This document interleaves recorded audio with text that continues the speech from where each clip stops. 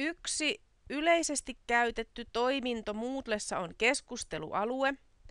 Tällä kurssilla löytyy tällainen uutiset-keskustelualue, joka useimmiten on opettajan ja toimiston viestintäväline tämän kurssin opiskelijoille.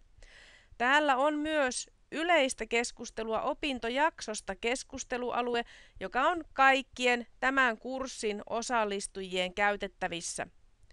Tänne on yksi viesti jo kirjoitettu, A2, eli siellä näkyy viestin otsikko, jota painamalla pääsee lukemaan viestiä, ja uuden viestin voi tehdä tuosta lisää uusi viesti painikkeesta, eli sitten aihekenttään viestin otsikko ja viesti kohtaan se varsinainen viesti ja sitten vielä paina lähetä viesti-painiketta, jolloin tämä lähtee tähän keskustelualueelle ja myöskin jää sinne.